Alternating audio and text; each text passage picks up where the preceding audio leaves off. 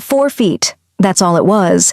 4 feet between 11-month-old Sarah and the man they called the Steel Shadow, and every armed guard in that corridor stopped breathing. No footsteps, no radio static, no whispered warnings. Even the hum of the ventilation system seemed to go silent. Maria's heart seized. She could see her baby's tiny hands gripping the polished marble floor, her chubby knees moving forward with that fearless determination only children have. But what really made Maria's blood run cold was his posture. Ralph King hadn't moved. His tattooed hands still rested on the mahogany desk in his study, but his eyes had shifted down to track every inch of Sarah's crawl toward him. The strange thing was, he hadn't called for the guards. That thought terrified her even more. Ralph didn't speak. No shouting, no commands. Nothing. Just those steel-gray eyes fixed on the child moving toward him like she was the only person in the building, like he was trying to understand a language he'd never learned. Maria's mind raced. You know that feeling when you realize your one mistake has just exposed you to something far more dangerous than being fired? That everything you've hidden is about to unravel? That's what crashed over her. Behind her, one of the junior maids whispered in horror, "Is that a baby?" Then came the sound of holsters unclasping. Multiple weapons. Perfect. Now she was caught. The desperate gamble she'd made, bringing her daughter to work, hidden in the basement staff quarters, had just blown up exactly like she feared. But here's what those guards didn't know. The man whose attention Sarah had just captured? He wasn't going to react the way anyone expected. And what happens next will shock everyone in that mansion. Maria's story didn't start in that corridor. It started 4 months earlier in a basement room that smelled like bleach and desperation. Most people don't know what it's like to be invisible. To scrub floors in a mansion where one sculpture costs more than you'll earn in your entire life. To walk past men in $1,000 suits who look through you like you're made of air.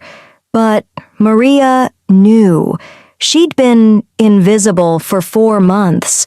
4 months since she'd fled from an abusive relationship with Sarah strapped to her chest and nothing but a bus ticket and $63 in her pocket. 4 months of telling herself that if she just kept her head down, worked harder than anyone else, maybe she could build something here. The job at the King estate came through whispers and desperation. Her friend's cousin knew someone who knew someone. That's how it works when you're running from danger. You don't apply online, you don't negotiate, you take what you can get and pray they don't ask questions. The rules were simple. You clean, you stay quiet, you never go near Mr. King's private wing. Mrs. Chen, the head of household, had told her on day 1, her sharp eyes missing nothing. Mr. King doesn't like to see the staff. If he sees you, you're gone. No warnings, no second chances. Maria had nodded. She was good at being invisible. But there was one problem she hadn't solved. Sarah. Daycare cost money she didn't have. The other maids would report a baby instantly. Too much liability, too much noise, and leaving Sarah alone in that tiny rented room across town.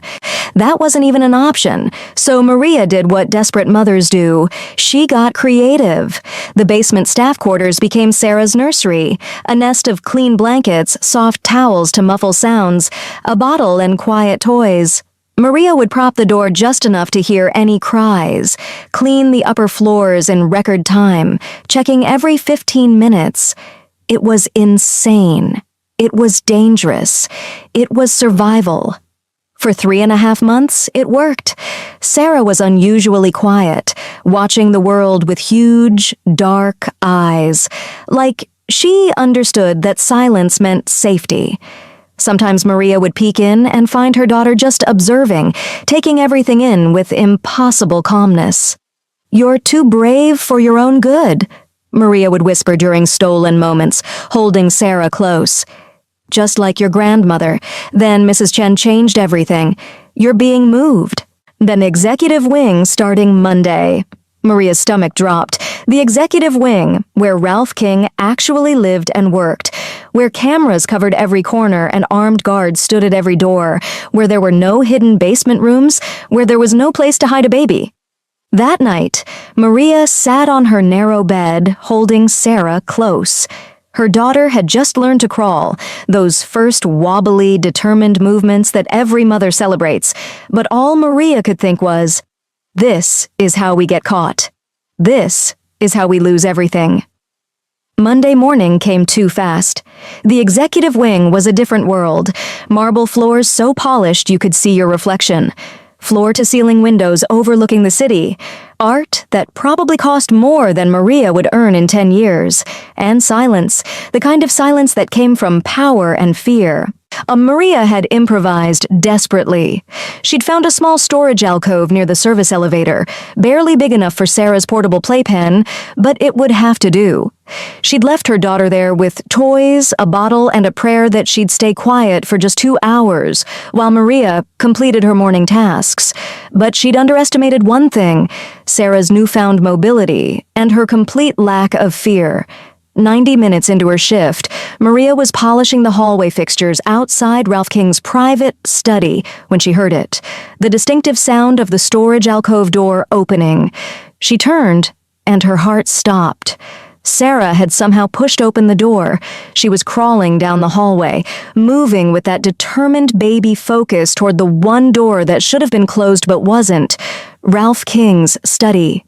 Maria dropped her cloth and ran, but she was too far away. By the time she reached the study doorway, Sarah had already crossed the threshold, and Ralph King was staring directly at her. He sat behind his massive desk, phone in hand mid-conversation, his expression unreadable. Tattoos crawled up from his collar, intricate patterns that spoke of a violent past. His reputation preceded him. The Steel Shadow, the man who'd built a criminal empire through ruthlessness and calculated terror.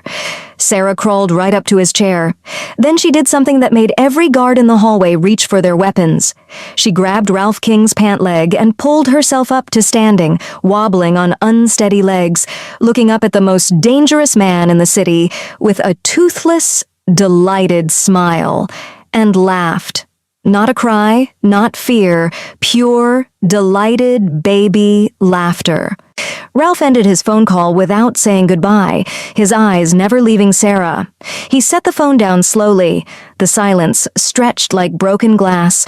Maria stood frozen in the doorway, waiting for the explosion, the command to have her removed, the end of everything she'd fought so hard to build. But Ralph didn't call for security. He didn't shout. He didn't even stand up. Instead, he did something that made every guard in that hallway question reality. Ralph King leaned down, and with hands that had ended lives, he carefully, gently, picked up Sarah and set her on his knee. And Sarah, fearless and trusting in that way only babies can be, grabbed his tattooed finger and refused to let go. Ralph looked at that tiny hand wrapped around his finger for a long moment. Then his eyes lifted to Maria, still frozen in the doorway. When he finally spoke, his voice was quiet, measured, and completely unreadable. "This is yours?" Maria's throat was too tight to speak. She managed a nod.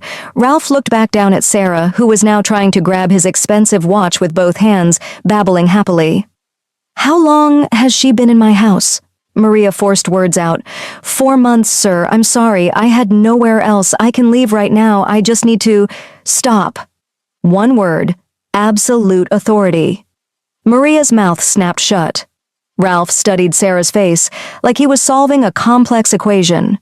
Sarah, completely unbothered by the tension, patted his cheek with her chubby hand and laughed again.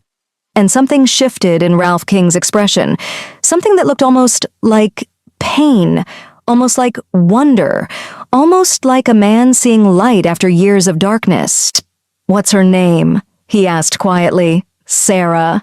Ralph tested the name, his eyes still on the baby who'd somehow decided the most feared man in the city was her new favorite person. "Sarah," he repeated. Then to Maria, "You've been hiding her in the basement, it wasn't a question." "Yes, sir." "For 4 months." "Yes, sir." Ralph was quiet for another long moment. Sarah had now abandoned his watch and was attempting to grab his tie, making happy gurgling sounds. Finally, Ralph spoke, his voice carrying that same quiet authority that made grown men obey without question. "Mrs. Chen." The head of household appeared instantly, her face pale. "Yes, Mr. King. Clear the guest suite on the 3rd floor. Maria and her daughter will be staying there." Mrs. Chen's eyes went wide. "Sir, Did I stutter?" "No, sir. Right away, sir." She disappeared. Ralph looked back at Maria, who stood in complete shock. "You'll continue your duties," he said, "but Sarah stays where I can see her. The 3rd floor has a nursery. Use it." Maria's mind was reeling. "Sir, I don't understand." "You don't need to understand." Ralph's eyes finally released Sarah and locked onto Maria. "But I don't tolerate secrets in my house. So here's how this works. You want to stay? You stop hiding. Both of you." Sarah chose that moment to grab Ralph's face with both hands and plant a wet, slobbery baby kiss on his nose. Every guard in the hallway stopped breathing again, and Ralph King, the steel shadow, the man who hadn't smiled in anyone's memory, looked down at this fearless baby with something that looked dangerously close to tenderness. "Go," he said quietly to Maria. "Mrs. Chen will show you your new quarters." Maria wanted to ask why, wanted to understand what was happening, but survival instinct told her to accept the miracle and run with it. She reached for Sarah, but the baby's grip on Ralph's finger only tightened, and she made a protesting sound. Ralph looked at Sarah, then at Maria. "I'll bring her up in 10 minutes." "Sir, you don't have to." 10 minutes, he repeated. Then softer, "She's safe with me." And somehow, impossibly, Maria believed him. 3 feet. That was all it was. 3 feet of deep, crimson carpet between 10-month-old Sarah and the man they called the Steel Shadow. Every armed guard in the study stopped breathing. The very hum of the security cameras seemed to go silent in anticipation of a catastrophe. Maria's heart seized, her blood running cold as she watched her baby's tiny hands grip the edges of the mahogany desk, so her chubby knees moving forward with the fearless determination only children possess. Ralph King hadn't moved. His tattooed knuckles, etched with the floral patterns of a violent history, remained resting on the table, but his steel-gray eyes had shifted down to track every inch of Sarah's crawl. The silence was absolute, a lethal stasis that made the air feel heavy with the scent of expensive whiskey and impending doom. Ralph didn't speak. There were no shouting commands or outbursts of Mafia rage. He just stared at the child moving toward him, as if he were trying to understand a language he had never learned. Maria stood frozen in the doorway, the polishing cloth falling from her limp fingers. She knew that feeling, the total, systemic collapse of realized terror when a single mistake exposes a secret you would die to protect. Then behind her, the sound of holsters unclasping echoed like a death knell as the guards prepared to eliminate the intrusion. Then the impossible happened. Sarah reached the Steel Shadow and, instead of recoiling from his mechanical indifference, she reached up and wrapped her tiny, warm hand around his index finger.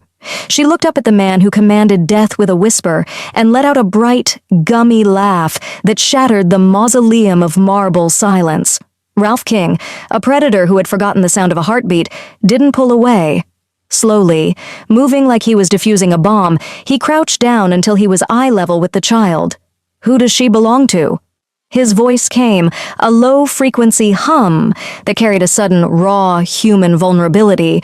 Maria stepped into the shivering light of the study, her voice a fragile contrast to the vastness of the room. "She's mine, Mr. King. Please, I had nowhere else to take her." She braced for the permanent erasure of her job, for the order to be cast back onto the streets where her shadow of the past waited. Ralph's blade-like gaze shifted from the baby to Maria, missing nothing of her exhaustion or her fierce maternal terror. He looked back at Sarah, who was now patting his cheek with her free hand, oblivious to the weapons leveled in her direction. The Steel Shadow felt something crack, not break, but crack like ice that had been solid for far too long. "The child stays," Ralph commanded, his tone returning to an absolute authority that brooked no argument from his confused guards. "And the mother stays with her. Move them to the guest wing." The silent contract of Maria's life was officially voided. She was no longer a ghost, and the lion had chosen to stay his hand. The transition from the basement's invisible pathways to the palace walls of the guest wing happened with a speed that left Maria reeling, clutching Sarah to her chest, as if she still expected the steel shadow to change his mind. For 4 months, her existence had been defined by the smell of bleach and the desperate silence of the staff quarters, a world where she lived as a ghost, to keep her daughter safe. She had fled from a life that promised everything and delivered nothing, arriving at the King estate with nothing but a fake visa and the fierce maternal terror of a woman with nowhere left to run. The hidden nursery she had created in the basement was a masterpiece of desperate creativity, a nest of clean towels and soft rags tucked behind rows of industrial detergents designed to muffle the sounds of a growing child. Maria had become a master of the shield of invisibility, memorizing Ralph's schedule and finding camera blind spots to steal 10-minute intervals to nurse her daughter. She had told herself that if she just kept her head down and worked harder than anyone else, she could build a shroud of safety that the world couldn't pierce. But the executive floor was a different world, one where the marble was whiter and the silence was more absolute, enforced by twice as many guards who watched her with barely concealed hostility. As she settled Sarah into a high-end crib that cost more than several months of her old salary, Maria's hands shook with the icy pressure of her new reality. She wasn't just a maid anymore. She was a strategic pawn in a game she didn't understand. She looked at the iron-clad walls surrounding them and realized her smuggled life had been traded for a gilded trap. Sarah, however, remained completely oblivious to the atmosphere of terror, babbling happily as she reached for the plush fabrics that now surrounded her. She was too brave for her own good, observing the world with the same impossible calmness that had first captivated Ralph. Maria stood by the floor-to-ceiling window, looking out at the city she had navigated as a phantom. She realized that while she had finally escaped the bleach and desperation of the basement, she had stepped into a cathedral of cold violence. Ralph King had claimed they belonged to him, but in his world, belonging often came with a lethal stasis. The silent contract was changing, and as she watched the shivering light of the city, Maria wondered if she had traded one kind of prison for another, or if this mausoleum of marble could truly become the home she had been searching for. The lethal stasis of the mansion's hierarchy was shattered the next morning when Ralph King issued a decree that ignored every established survival rule of the estate. He didn't just want Maria to work. He commanded her to bring the baby into the Cathedral of Cold Violence that served as his main office. The invisible pathways Maria had once used to hide were now closed to her, so replaced by the shivering light of the executive floor where cameras tracked every movement and guards stood like strategic pawns at every door. As Maria pushed her cleaning cart, now emptied of its bleach and desperation, and repurposed into a mobile nursery, she felt the barely concealed hostility of the other staff. Whispers followed her like a jagged rasp through the corridors. She had jumped the line, transforming from a basement phantom to an executive floor fixture in a single night. The shield of invisibility she had worn as a domestic survivor was gone, leaving her exposed to the icy pressure of jealousy and the ruthless eyes of the Steel Shadow's inner circle. "Set her down," Ralph commanded as Maria entered the boardroom, his voice a low-frequency hum that made the men in $1,000 suits flinch. The Steel Shadow was in the middle of a total systemic negotiation, but his blade-like gaze was anchored entirely on Sarah. Maria's hands shook as she placed Sarah on the floor, watching as her daughter made a beeline for Ralph's chair with a soulful cadence of happy babbles. The men across the table looked like they were watching a surgical miracle or a disaster in the making. Ralph, the man who had built his empire on mechanical indifference, reached down and lifted the child into his lap without breaking eye contact with his rivals. Sarah immediately discovered the intricate tattoos on his neck, her chubby fingers tracing the floral patterns of his violent history as if they were nothing more than a picture book. Where were we? Ralph asked, his absolute authority chilling the air. He settled Sarah against his tattooed chest, using her presence as a raw human vulnerability that paradoxically made him sharper, calmer, and more terrifyingly centered. For the first time, Maria saw that Ralph wasn't just a monster. He was a titan who had found a root of truth in the girl who wasn't afraid to touch his scars. The silent contract between the maid and the boss had evolved into something that would shock everyone in that mansion. The Steel Shadow was building a nursery in the middle of a war zone. Ralph King had negotiated billion-dollar deals while staring down the barrel of a gun, but he had never tried to close a shipping contract while a 10-month-old was trying to eat his silk tie. The atmosphere in the conference room was thick with a mechanical indifference that usually signaled a bloodbath. Yet the Steel Shadow sat unmoved as Sarah discovered the dangling fabric of his collar.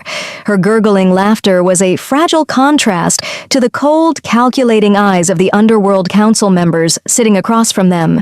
The rival bosses looked like they were watching a nature documentary where the predator had suddenly decided to play with its food.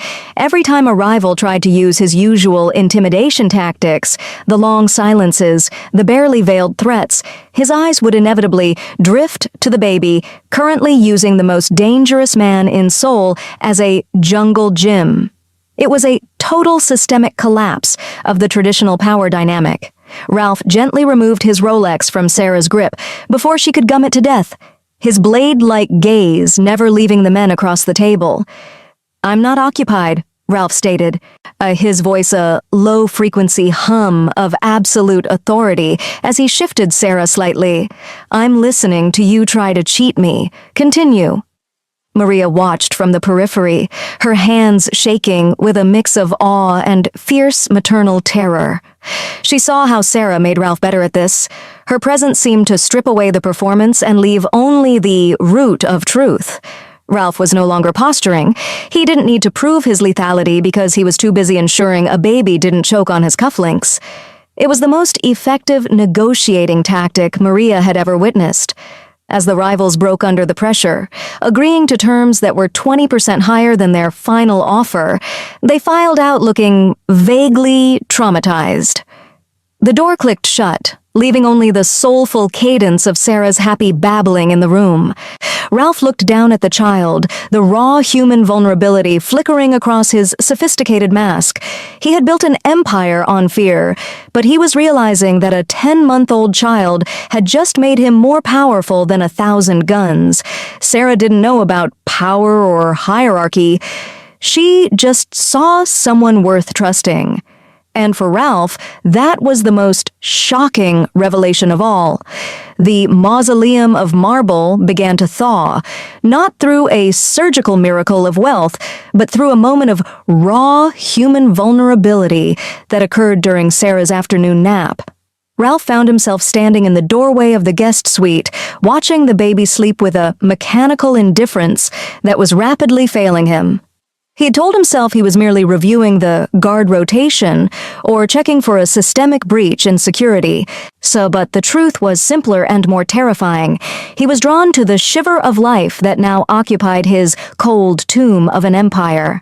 Maria sat in the corner, her hands shaking slightly as she folded tiny clothes with the rhythmic focus of a domestic survivor. When she noticed the Steel Shadow looming in the shivering light of the hallway, she stood quickly, her shield of invisibility instinctively snapping back into place. She still expected the permanent erasure of her safety, but Ralph stepped into the room, his blade-like gaze softened by an old pain. "She isn't afraid," Ralph stated, his voice a low-frequency hum that vibrated with a soulful cadence he hadn't used in 20 years. He looked at the intricate tattoos on his own hands, the private map of his violent history, and then back at the child who had grabbed his finger without hesitation. "How is she like this? I am the man people pay to avoid. She doesn't know she's supposed to be afraid yet." Maria whispered, her voice a fragile contrast to the ironclad walls of the estate. "She just sees someone who held her gently. She sees someone worth trusting." The question hung in the air like a lethal stasis, challenging Ralph to look past his sophisticated mask. Without a word, he produced a small silver bracelet, a gift that served as a shroud of safety and a root of truth. It was engraved with Sarah's name, a silent contract that she was no longer an invisible secret, but a protected heart of the King household. As he leaned over the crib, his tattooed chest tensing, he gently placed his finger in Sarah's palm, and her hand closed around it even in her dreams. Maria felt her martyr complex begin to dissolve, replaced by a traumatic silence of realization. Ralph wasn't just her protector, he was being changed by the very child he had saved. The Steel Shadow was learning a different language, and for the first time, Maria saw a shimmer of hope in the middle of a war zone. The lethal stasis of Ralph's newfound peace was shattered in the back room of a smoke-filled gambling den, where the Underworld Council had gathered to study a calculated risk. Photographs were spread across a scarred table, captured by a strategic pawn on the cleaning staff who had gotten close enough with a phone. The images were a surgical miracle of intelligence for Ralph's enemies. The Steel Shadow, a man who had been a cold tomb for 3 years, was actually smiling at a child. "He's forgotten to guard his heart," the rival leader whispered, his voice a jagged rasp that cut through the mechanical indifference of the room. For years, Ralph King had operated like he was bulletproof because he had no attachments, no biological bridge to humanity that could be exploited. But now, the invisible pathways of his life were exposed.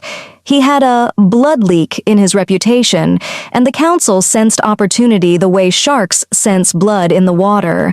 The plan was a permanent erasure of Ralph's authority, centered not on the man himself, but on the protected heart of his household. They identified a blind spot in the estate's security during shift changes, a 45-second window that was all they needed for a total systemic breach. While Maria sang a soulful cadence to Sarah in the nursery, oblivious to the rising storm, the council's men were preparing to turn the palace walls into a trap. "We aren't moving on King directly," the rival boss decided, his blade-like gaze fixed on the photo of Sarah's tiny hand resting against Ralph's cheek. "We're moving on what he cares about. I want him to feel exactly what he's losing." The atmosphere of terror began to shift outside the mansion's gates as the Shadow's weakness became the target of a fierce showdown. Maria's shield of invisibility was about to be forcibly stripped away, not by a man's mercy, but by the controlled violence of an empire that refused to let its king go soft. Every ironclad wall was about to be tested, and the silent contract of their safety was moments away from being burned to the ground.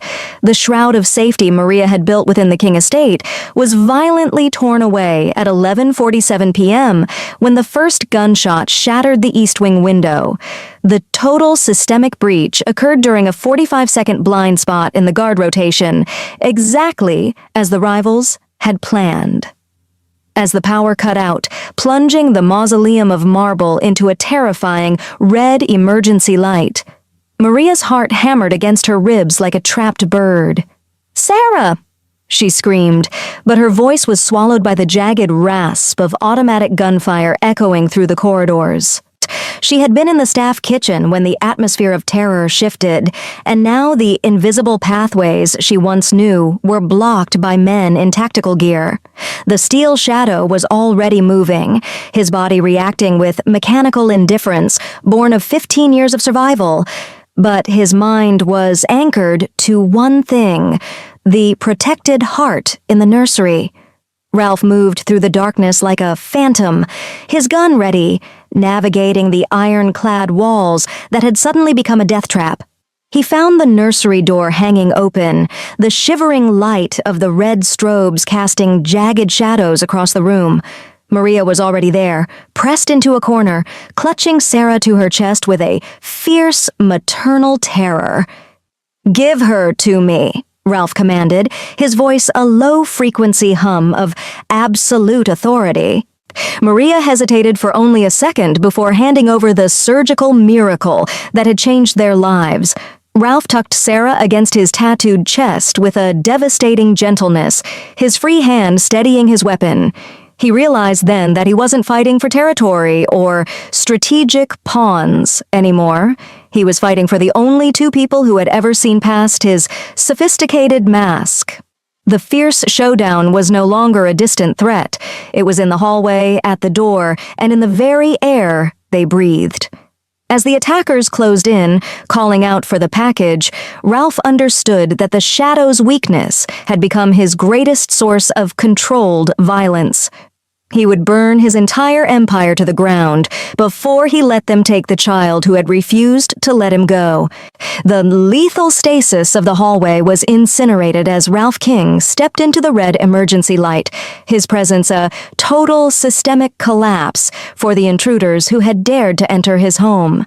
He moved with a mechanical indifference that was far more terrifying than any outburst of rage, his blade-like gaze burning with a hellfire as he shielded Maria and Sarah with his own body. "He'll never touch you again." Ralph's voice came as a low-frequency hum of absolute authority, even as a bullet tore through the air grazing his shoulder. He didn't flinch. The tattooed chest tensing as he absorbed the impact was the only sign he had been hit.